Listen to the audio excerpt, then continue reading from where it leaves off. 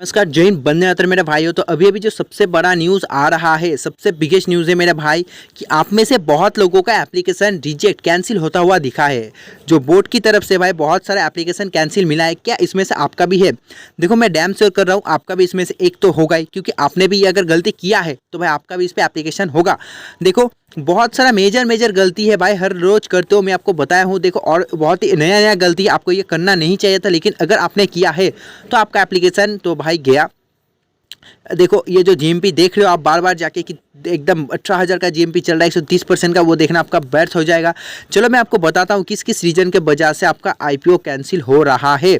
सबसे पहला वजह की बात करें भाई कि देखो, आप लोग एक जो मेजर मिस्टेक करते हो उसके लिए आपको रजिस्टर यहाँ पे बार बार बताया गया। रजिस्टर देखो लिख देता है यहाँ पर, अगर कोने पे आप देखोगे रजिस्टर यहाँ पे लिख देता है यहाँ पर पर्सनली आपके लिए कि कट ऑफ टाइम यूपीआई। देखो जो कंफर्मेशन है 5 PM ऑन 5 PM ऑन 1 फरवरी। इसका मतलब क्या है कि आपका जो कट ऑफ है 5 बजे से पहले यहाँ पर होना चाहिए। कन्फर्मेशन उनकी तरफ से जो आया, आपने कट ऑफ एक्सेप्ट किया, वो आपका 5 बजे से पहले होना चाहिए, अदरवाइज भाई आपका ये रिजेक्ट कर दिया जाएगा। और इसके लिए बहुत सारे लोगों का रिजेक्ट किया गया। इसका मैं मतलब आपको समझाता हूँ। यहाँ पे देखो, इसलिए यहाँ पे मेंशन भी किया गया है, मैं कन्फर्मेशन वो भी लिख दिया। कन्फर्मेशन हम लोगों को 5 बजे से पहले मिलना चाहिए कि आपने जो यूपीआई भाई वो एक्सेप्ट कर लिया है। इसका मतलब क्या है कि एक जब आईपीओ खत्म होता है उसका एक मेंटेन एक्सेप्ट करने का टाइम होता है। ऐसा नहीं है कि अगर एक तारीख को खत्म हुआ तो आप 1 तारीख को रात 8 बजे भी इसको मतलब जो कंफर्म कर सकते हो इसका मैंडेट को। ऐसा नहीं है, जिस दिन आईपीओ खत्म होता है उस दिन आप 5 बजे से पहले आपको ये मैंडेट एक्सेप्ट करना पड़ेगा। अदरवाइज अगर आप 5-1 पे कर लिए, अगर आप 5 बजे 1 पे ये स्किप किया तो भाई ये आपका रिजेक्ट हो जाएगा, पैसा भी फंसा रह जाएगा, उसके बाद ये रिजेक्ट भी हो जाएगा। मतलब आपका डबल नुकसान होने वाला है। तो ये मेजर है। ये तो एक हो गया पहला वाला गलती जो कि आपको करना नहीं चाहिए था। आई होप आपने किया भी नहीं। आपने सेकंड डे, फर्स्ट डे या फिर थर्ड डे अगर किया है तो भाई 3-4 बजे से पहले कर दिया। नेक्स्ट मेजर गलती की बात करें तो देखो, वो यहाँ पर मेंशन किया गया है कि प्राइस बैंड 129 से 135 का दिया गया है। तो जो नए हैं कि मार्केट में यूट्यूब का वीडियो देखते हैं कि चलो टाटा में दे दिया 150 का, आरआईडीए में चल रहा है रैली 300% का, 400% का, तो वो लोग जब मार्केट में उतरते हैं तो उनको कट ऑफ प्राइस मतलब समझ नहीं आता। और वो लोग क्या करते देखते हैं इसमें कम मिल रहा है, वो सोचता है ना हमेशा बाय कर रहे हैं। देख रहे 135 पे बाय करेंगे तो महंगा मिलेगा, 129 पे करेंगे तो सस्ता मिलेगा, चलो सस्ते पे बाय करते हैं।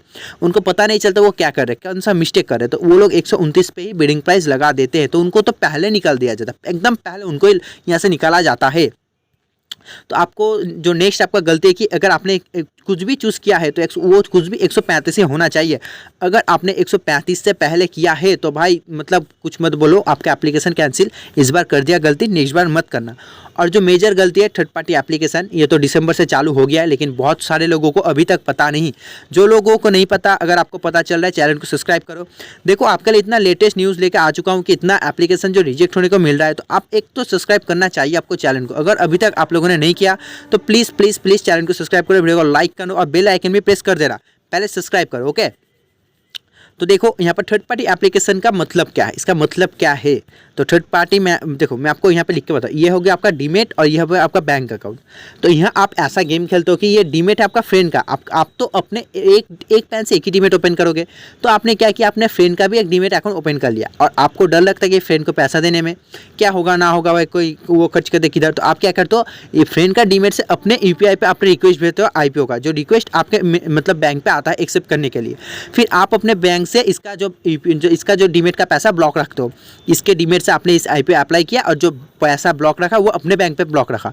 तो ऐसा अब से नहीं होगा, ये पहले होता था। अब जो नया नियम आया है उसमें ये मतलब बंद कर दिया गया है। बहुत सारा थर्ड पार्टी एप्लीकेशन आ रहा था, दैट्स वाई ये हमको देखने को मिला नया कि डीमेट जिसका होगा बैंक अकाउंट उसका ही होगा। वो पता कैसे करेगा कि डीमेट भी इसका है, इसका भी नाम तो एक हो सकता है ना। तो डीमेट और बैंक एक कैसे हो सकता है कि आपका डीमेट में तो पैन कार्ड चाहिए, पैन कार्ड के अलावा आप डीमेट नहीं ओपन कर सकते। तो वो लोग डीमेट का पैन और जो बैंक अकाउंट का पैन है वो मैच करते हैं। बहुत कोई का पैन नहीं होता तो उनके वजह से भी रिजेक्ट किया जाता है। तो आपका भाई डीमेट का पैन और बैंक का पैन सेम होना चाहिए। और एक जो मेजर गलती है कि वो कौन सा है, बहुत कोई यूपीआई से करता है, बहुत कोई एसबा से करता है। तो फिर क्या होता है, अगर वो थर्ड डे पे करती है जो जीएमपी और क्यूआईबी एचएनआई को देखने के बाद, तो वो लोग क्या करते हैं आपको पता है। तो वो लोग यहाँ पे एक काम करते हैं कि पहले तो अप्लाई कर दिया, फिर उनका जो मैंडेट ही नहीं आता, वेट कर रहा है 1 घंटा हो गया, 2 घंटा हो गया, 3 घंटा का मैंडेट नहीं आ रहा। अब वो सोच रहे हैं कि आईपीओ तो खत्म होगा, अब इसे अप्लाई कैसे करें। तो वो जल्दी से क्या करता है, इसे टोटली कैंसिल करता है, फिर से एक न्यू और एक न्यू अप्लाई करता है। न्यू अप्लाई जब करता है उस ठीक है, उसके आधे घंटे के बाद एक मैंडेट आता है। वो सोचता है कि चलो मेरा ये न्यू वाला का ये मैंडेट है, वो इसे एक्सेप्ट कर लेता है।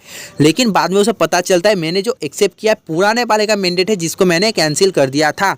और फिर आधा घंटा बाद ये नए वाले का मैंडेट घुसता है। फिर उसे समझ में आता है मैंने क्या कर दिया।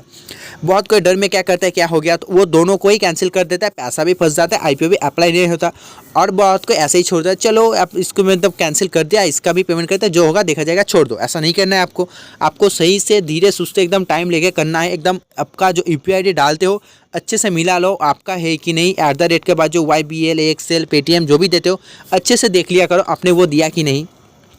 तो मैंने आपको कुछ मेजर मिस्टेक बताया कि क्या है। और इस पे अगर और एक न्यू में, ये एकदम न्यू है ठीक है, कि देखो यहाँ पे एक है क्या कि इस पे तो आपको रिटेल में मिला, HNI में मिला। आप 2 कैटेगरी में करो, या रिटेल या HNI, big HNI, small HNI, इस तीनों में कर सकते हो, तीनों कैटेगरी में।